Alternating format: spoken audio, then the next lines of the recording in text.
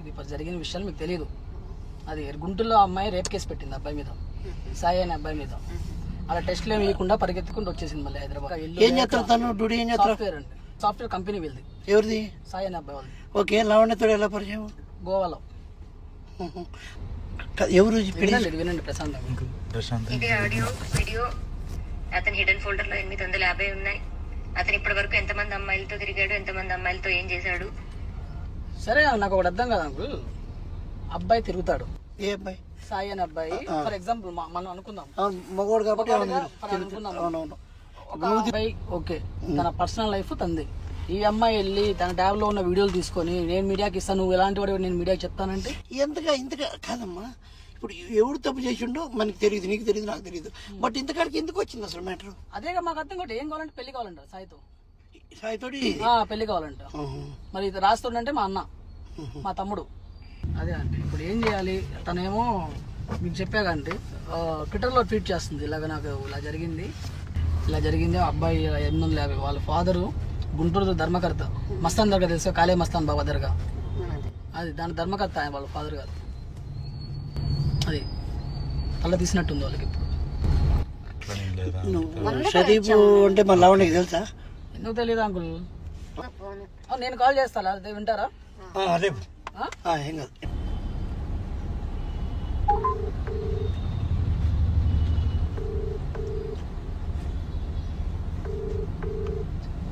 Hello hello hello Anvika.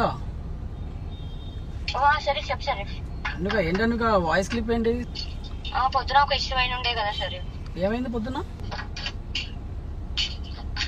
అదే అసలు ఇప్పుడు ఏం కావాలి అన్విక? అసలు నాకు అర్థం కావట్లేదు. నాకు ఫస్ట్ సాయినే వచ్చి అటెండ్ అవ్వమను. సరే ఎందుకు దాక్కొని తిరుగుతున్నాడు? దాక్కొని తిరుగుతూ ఎలా వచ్చింది సరే? అదే ఇప్పుడు సాయి దగ్గర ఉండి ఏం కావాలి నీకు చెప్పు నార్మల్ గా. అతన్నే అడుగు, ఏం చేస్తే న్యాయం వస్తుందో. మరి రాస్తాడున్నాడు కదా, మరి రాస్తాడున్నావు. రాస్తారేంటి? మేము ఒక ఇంట్లో ఉంటున్నాము, అదే నిజం, అదే తెలుసు అందరికి. చెప్పిస్తే మాత్రం ఇంకా నువ్వు ఇప్పుడు ఇలాగే మాట్లాడితే సరే. అదే మళ్ళీ నా మీద కేసు పెట్టావు కదా already, rape case. Sharif Mastan వచ్చిందో అదే నంబర్ కి కాల్ చేసి అడుగు. సరే మీకు జాగ్రత్త. ఓకే, నువ్వు కూడా జాగ్రత్త. సరే అదేందంటే ఇంకా చాలా అంటే నా మీద తన్ని చింటూ అనే వ్యక్తి మోసం చేశారు, రేప్ చేశారు, ఇలా చంపడానికి చూస్తున్నాను చెప్పి కేసు పెట్టి వాళ్ళు అర్థం చేసుకున్నారు పోలీసు వాళ్ళు. ఈ అమ్మాయి ఇలాగే కేసులు పెడతా ఉంటుంది అని. షీ టీంలోకి వెళ్ళామో నన్ను కోసారు, వీళ్ళు ముగ్గురు పారిపోతున్నారు కూడా వదిలేసి, ఇలా సిగరెట్తో కాల్చారని చెప్పి దెబ్బలు చూపియమ్మ అంటే దెబ్బలు లేవు, తొందరపడి అని చెప్పి లాక్కొని వచ్చేసాను. ఎందుకంటే అమ్మ ఏదైనా జరిగితే ఆ సాయి అనే వ్యక్తి వాళ్ళ ఫ్యామిలీ మొత్తం చచ్చిపోతారమ్మ. పరువు వాళ్ళు ఇంకెంతలా అంటే ఒక 30-40 సంవత్సరాల నుండి గుంటూరులో వాళ్ళు ఉంటున్నారు, పుట్టి పెరిగింది మొత్తం. అర్థం చేసుకోండి, ఒక 40 సంవత్సరాల నుండి. తెలుసమ్మా, నాకు తెలుసు, మొత్తం తెలుసమ్మా మొత్తం తెలుసు. అది ఆయన 40 సంవత్సరాల నుండి గుంటూరులో. ఎంత పేరు ఉండాలమ్మా? అదే ఒక అబ్బాయి మీద రేప్ కేసు అంటే మీకు తెలుసుగమ్మా ఎంత భారం. సరే చేశాడంటే ఒప్పుకోవచ్చమ్మా, చేయనికుండా నేరానికి అబ్బాయి శిక్ష పడతా ఇల్లు వదిలేసి ఆఫీసులు వదిలేసి పారిపోయలేదమ్మా రోడ్ల మీద. రేప్ చేశాడంట కదా సాయి. తను ఎప్పుడు చేశాడంటే గుంటూరు తన రూమ్ తీసుకొని తన రూమ్ ఏంటంటే ఓపెన్ చెప్తున్నా అండి మీకు, సాయి రావాలి, డైలీ ఉండాలి తనతో. ఉండపోతే సాయి ఎదుర్కొంటే ఏం చేయదు. సాయి పక్కకి వెళ్ళి అనుకున్నా వాళ్ళ నాన్నకు ఫోన్ చేసింది, మీ అమ్మాయి వీడియోస్ మీ అబ్బాయి వీడియోస్ మీ దర్గా మూర్తిచ్చేస్తాను, మీ రోడ్డు మీద అడుక్కు తింటారు, వేసుకొని చూడండి మీరు గొంతు మొత్తం గడ్డం పగిలింది. అది బరువు మనిషి కొన్ని భారీ పర్సన్. అది వినిపిస్తాను, అది వీడియో కూడా చూపిస్తాను. అబ్బాయి చనిపోయే ముందు తీసుకున్న వీడియో. అసలు మాకు మైండ్ పనిచేయలేదు ఫస్ట్ ఆఫ్ ఆల్. సరే వెళ్ళి మాట్లాడదామంటే అక్కడికి వెళ్ళి అదే అండి. ఇప్పుడు ఏం చేయమంటారు చెప్తే అతని జీవితం నాశనం చేసి అమ్మాయి వీడియోస్ పట్టుకొని బెదిరిస్తుంది అమ్మాయిని. అమ్మాయి వీడియో దీనికి నుంచి వచ్చినాయి. సాయి అనే ఫోన్ లో వాళ్ళిద్దరు పర్సనల్ గా ఉన్న ఫోన్ లో నిద్రపోతుంటే సైలెంట్ గా ఫోన్ తీసుకొని ట్రాన్స్ఫర్ చేస్తుంది. లాగా ఉంటది కదా ఫింగర్ ప్రింట్. ఎట్లా జరుగుతుంటాయి మీ ఇంటికి వచ్చి హైదరాబాద్ సాయి వాళ్ళ ఇంటికి ఎత్తుకుపోవడానికి తనే చెప్పింది ఫోన్ చేసి ఇక్కడ ఉన్నాడు తీసుకెళ్ళిపోండి వచ్చాను. అంత అవసరం అమ్మా? 2 రోజులు రోడ్డు మీద పడుకున్నాడు ప్లాట్ఫామ్ మీద. న్యాయం కావాలంట అంకుల్ కూతురికి. ఇప్పుడు ఇందాక అడుగుతున్నా కదా ఏం కావాలని. న్యాయం కావాలంట. అబ్బాయికి పెళ్ళైందని తెలుసు, 9 సంవత్సరాలు అబ్బాయి ఉన్నాడని తెలుసు, అని న్యాయం కావాలంట. అమ్మాయి కంటే డివోర్స్ ఇచ్చేసి అని చేసుకోవాలంట. రాస్తారు నా తమ్ముడు అంటే ఉన్నారు కదా మీరు రాస్తారు. అది మరి ఏం చెప్పండి లంజా కొడక చెప్తున్నా విను. ఒక 1 అవర్ మ్యాక్స్ వచ్చి నా కాళ్ళు పట్టుకుంటావు.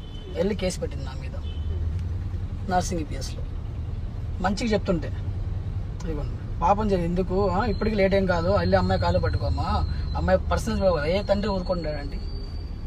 ఇప్పుడు మీ కూతురి మీకు పెడితే ఎలా ఉంటుంది అంటే ఎవరు చూపించింది ఇప్పుడు?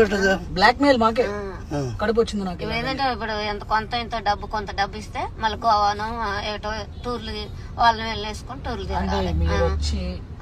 మీరు వచ్చి స్టేషన్లోకి వచ్చి చెప్తే మేము బతికి బయటపడతామండి. లేదంటారా మేము యాక్షన్ తీసుకుంటే మాత్రం అందరూ డిస్టర్బ్. మమ్మల్ని బతకనిస్తుందా? మమ్మల్ని బతకనేదిగా. మీకేం సంబంధం, మీరు ఎందుకు వచ్చినారని అంటది. ఇదంతా తల్లిదండ్రులు పిలిపిమని. తను కూడా మంచోడమ్మా పాపం, చాలా బంగారం పాపం. తన కెరియర్ అంతా దెబ్బతింటది. ఆల్రెడీ దెబ్బ తినింది అంకుల్. తనది కూడా బ్లాక్ మెయిల్ చేస్తుంది. లంజా కూడా కాయింది.